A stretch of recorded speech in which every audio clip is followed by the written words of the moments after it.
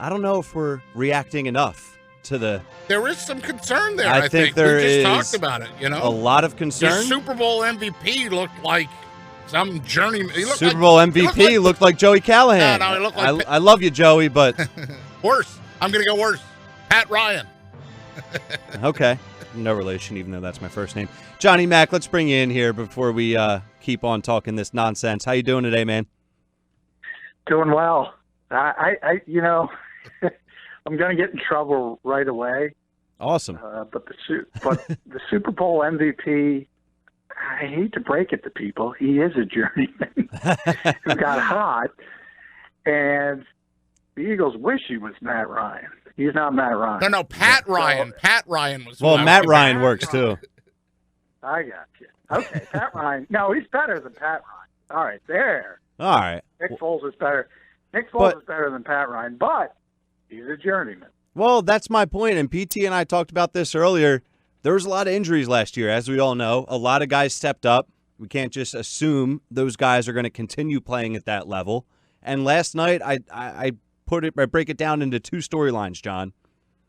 The helmet rule, way too many flags, and then the second part, as you wrote, wasted opportunities across the board. And we opened up the show talking about the new rule. We got a lot of calls, a lot of listener engagement. So before we get into the performances of last night, I want your thoughts on what you saw with that lovely new helmet rule we got going on. It's overbearing. Yeah. And, at this point, all we can do is hope that they don't call it the same way in the regular season. That's really all you can do at this point. Because if they continue to call it like the way they called it last night, and not just last night, all around this league during the preseason, in many other games as well, this league is going to get unwatchable very, very quickly. And I always, people always ask me, what would you do if you didn't have to cover the NFL? Would you still watch it on Sunday afternoons? And earlier in my career, I would always say yes. I'd probably enjoy it more because you don't have any responsibilities and you can just sit back and enjoy it. Now, as they're calling it the way they're calling it, I would not watch that. I would not waste my Sundays watching. It's that bad for you, John. It's that bad that if you were just an average fan, you're not watching Sunday. It's the term I used. It's overbearing. Yeah, it destroys the product. You're talking about form tackles, and you're walking them all for 15 yards, which does so much to affect the strategy of the game. I mean, you're talking about perhaps getting off the field on a third down, as I said, for a form tackle, and all of a sudden you're not only not off the field as a defense, they're tacking on 15 yards.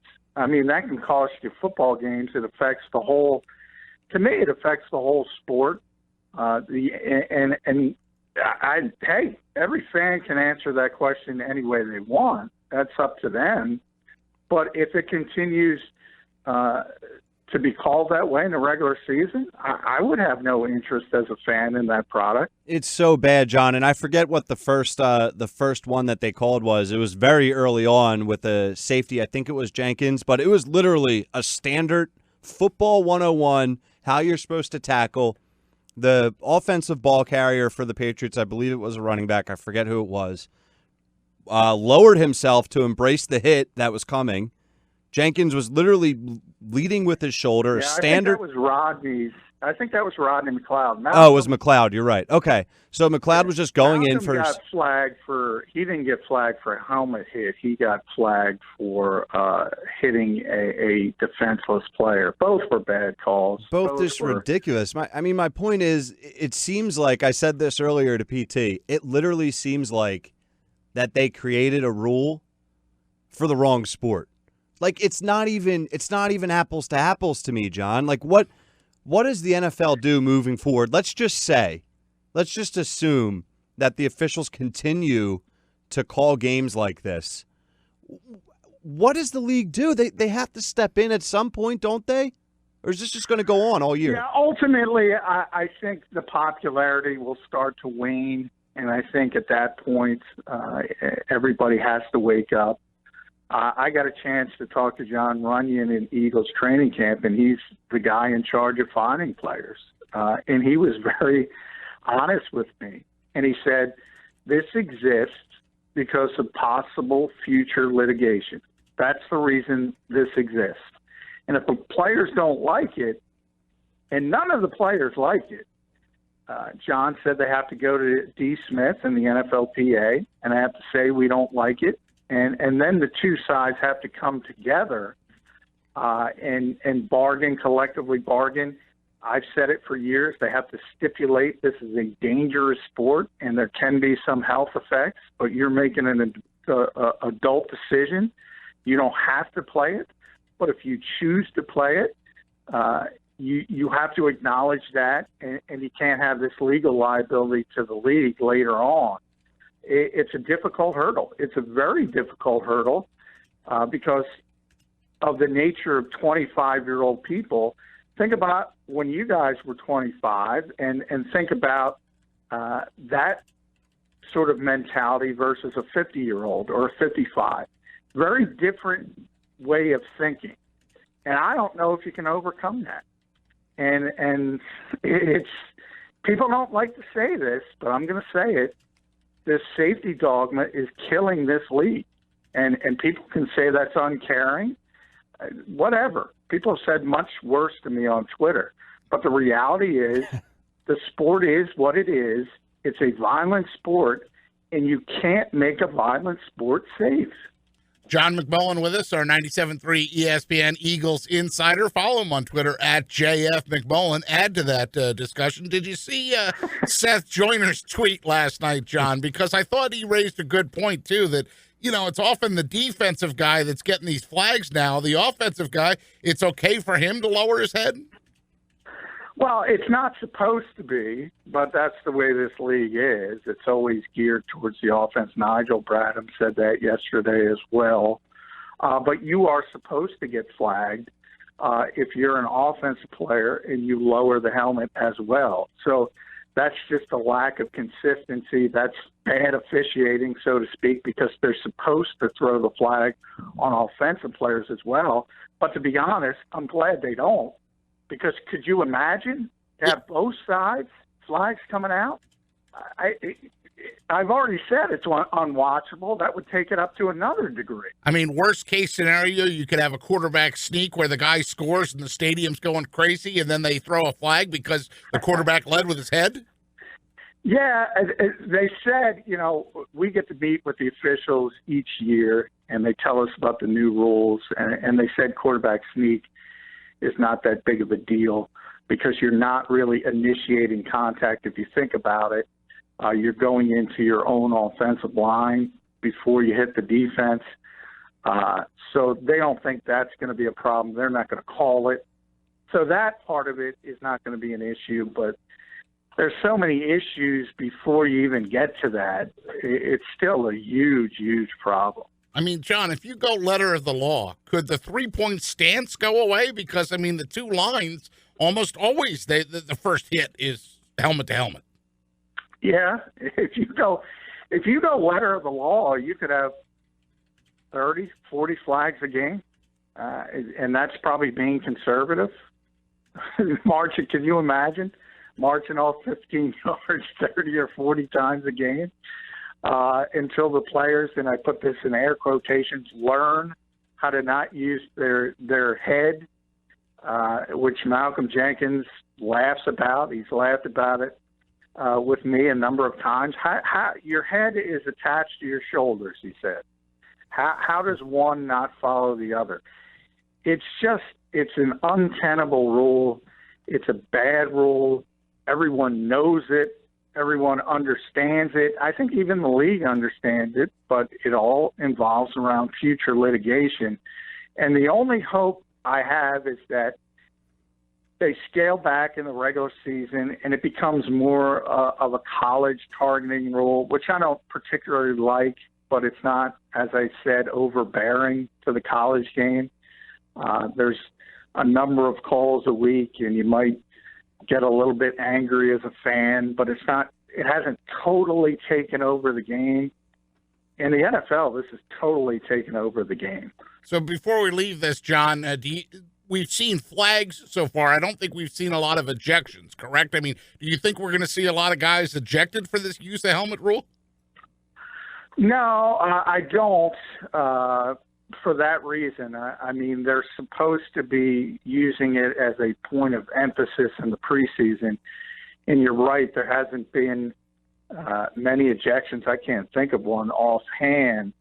And you would think as we get to the regular season, if anything, there will be less emphasis on it. So unless it's an egregious hit, everybody points to Danny Trevathan last year. That would get you ejected, but it would have to be sort of a linear exploding towards the tackle type of hit to get you ejected. Well, let's get to the game. John McMullen with us, our 97.3 ESPN Eagles Insider on the Boardwalk Honda Hotline. 37-20. Yeah, the rematch. It wasn't a Super Bowl rematch. It was a preseason game, number 2. But, I read your article, John, and I agreed with you. We did studs and duds. I had the offensive line, the whole offensive line, as my number 1 dud because I thought – but on the same token, when's the last time you saw a team dial up 8 to 10 blitzes during a preseason game? Well, I actually see it more often than I did in the past. I always shake my head when I see it. And clearly I think there was a little animosity from the Patriots side. I don't think there's any question about that. I'm not sure that's why Bill Belichick did it. I'm not sure, to be honest, he needed to because, as you mentioned, the offensive line was so bad. I'm not sure you needed to blitz. And it's strange because obviously that's one of the strengths of the Eagles team usually.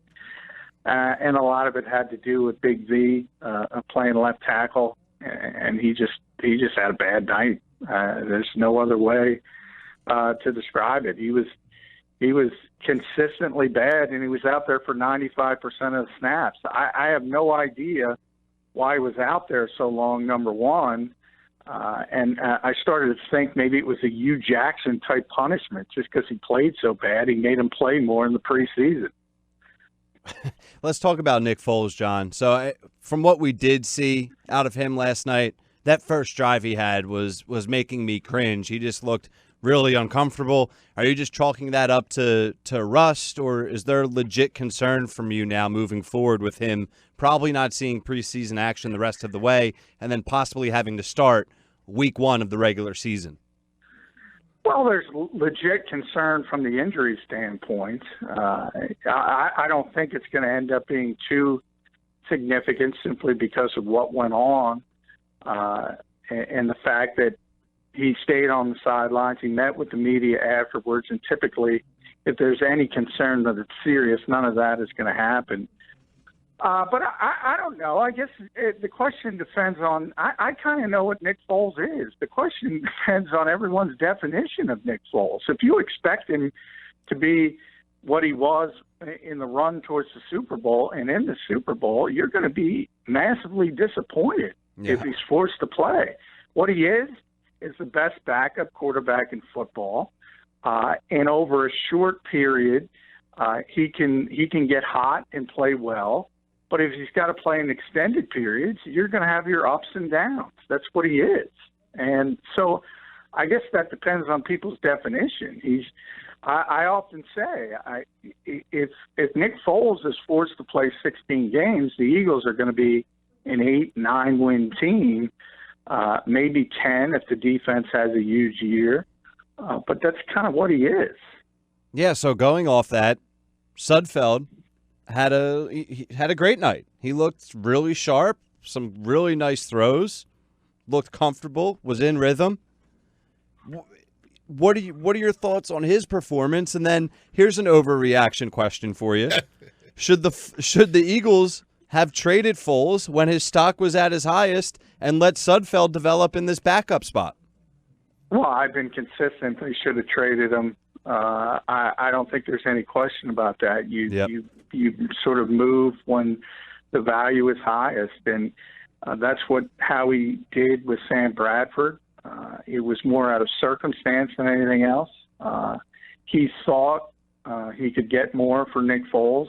I think he kind of overplayed his hand this time. And now we're in a situation where we are. I think Nate is a competent backup. I think you've seen enough through 2 games to say he can do a decent job if pressed into action. Not saying he's better than Nick Foles. He's not. But I think let's examine worst case scenario here and say Carson's not ready for week 1 and Nick Foles can't play because of the shoulder, and Nate Sudfeld is forced to start. People are going to be panicking. I compare that to the Patriots when Brady was suspended, Jimmy Garoppolo got hurt, and they won games with Jacoby Brissett. That's what I think the Eagles would be in. That's a pretty good third-string quarterback.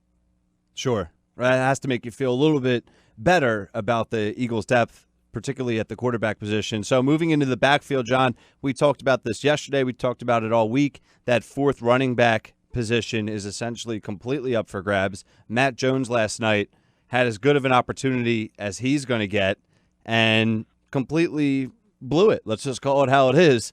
What are your thoughts on Matt Jones last night, and how is that position battle going to play out the rest of the way here? Yeah, I mean, I think the biggest winner last night is Donnell Pumphrey because he couldn't play.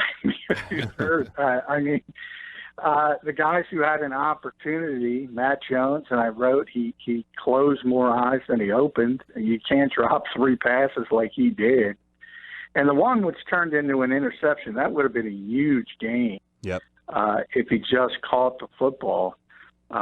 Yeah, I mean, that's a game that virtually ensures he's cut. Wendell Smallwood didn't do much. I think when we talk about Wendell, he's more important as a special teams player, and that's kind of up to Dave Phipp. And when we talk about the 4th running back spot as a whole, because we mentioned Donnell Pumphrey, the only guy I would want is the young guy because he kind of hasn't – he's shown a lot. He's shown he's a powerful runner, and I'm talking about Josh Adams. And more than that, you haven't seen the warts yet, except for the injuries. I mean, do you want Pumphrey? Do you want Matt Jones? Do you want Wendell Smallwood? I think if it comes down to it, and those are your 3 decisions, maybe you look at the waiver wire. John McMullen with us here talking Eagles football. Hey, John, before we leave the offense and switch over to the defense, I do want to ask you about Bryce Treggs because he had a couple catches last night, but then that dreaded injury bug steps up and bites him again. Yeah, and that's terrible timing for him. He had been coming on late in camp. Remember, he missed the beginning of camp. He was on the non-football injury list because he had a knee issue coming into camp, and then so he was behind the 8 ball from that, and then he slowly worked his way back up. He was back in the conversation. He's playing pretty well.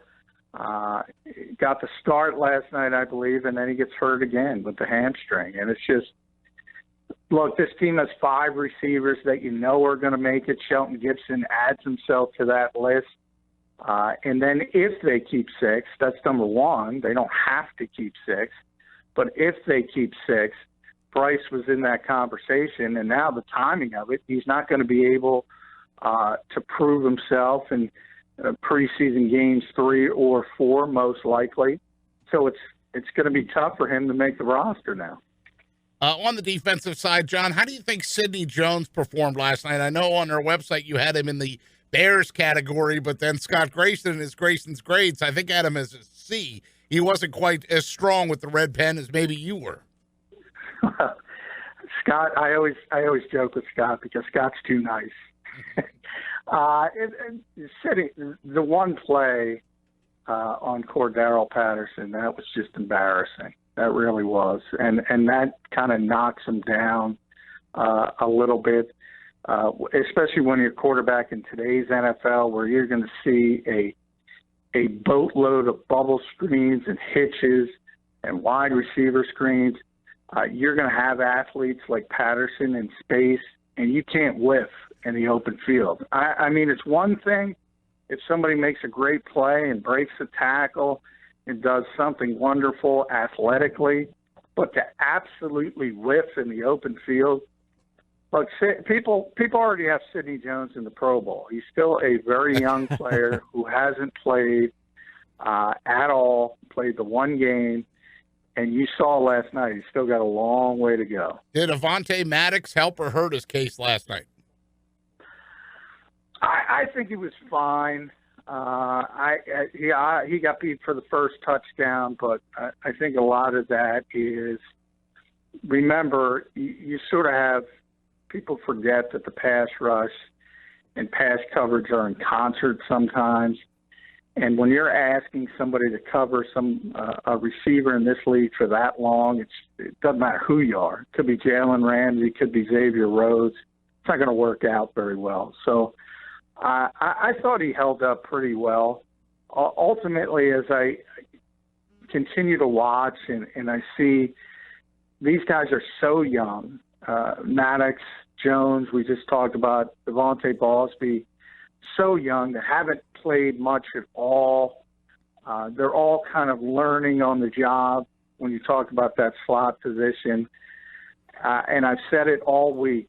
I think it's becoming more and more evident that at least early in the season, Jim Schwartz is not going to have confidence in any of them.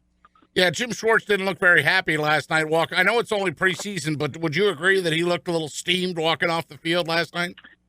Yeah, I mean, I think Jim's still steamed about the Super Bowl. He's the only one who was upset about the Super Bowl because, hey, Tom's thrown for 500 yards. Patriots are getting, I think, 8.5 yards a chunk on every play. And if it wasn't for Brandon Graham fighting through the ankle and the hamstring and finally making a play, we could be talking about the Eagles not getting revenge in a stupid preseason game than the Patriots getting revenge in a stupid preseason game. So Jim, he often says, look, his only goal is to give up less points, and that is the obvious goal. And the Eagles were able to do that in the Super Bowl, but he was not happy after the Super Bowl, and he's not happy when his defense doesn't play well. I don't think they played very well, but in that particular game, I think they were better than the offensive line. I'll say that. Which is tough. It's what do you actually really? The offensive line was so bad. What are you really saying? John McMullen, our 97.3 ESPN Eagles Insider, covers the league nationally for Get More Sports as well. John, a couple national topics that just jumped up in the last hour or so. First of all, Marcus Smith, we hardly knew you, right? Out of Seattle. That's a former Eagle. A great pick there, right? Yeah, former first-round pick. I think it's official. We can now call Marcus a bust. Obviously, he left Philadelphia, didn't do much here.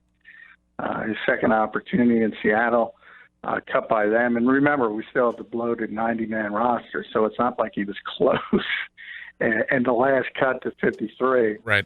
That was a different regime, though. Obviously, that was Chip Kelly's regime, and I think things have turned since Joe Douglas has gotten here.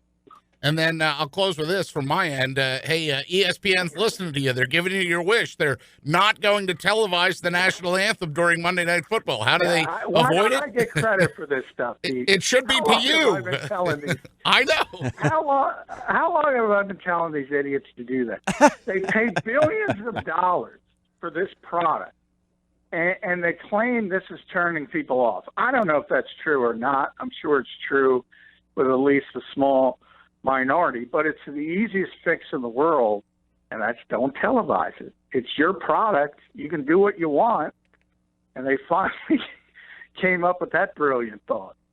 But you had it first. John McMullen is brilliant here every day on the Sports Bash at 4 p.m. John McMullen, thank you as always, man. Enjoy your weekend. Hey, thank you, guys. Appreciate it.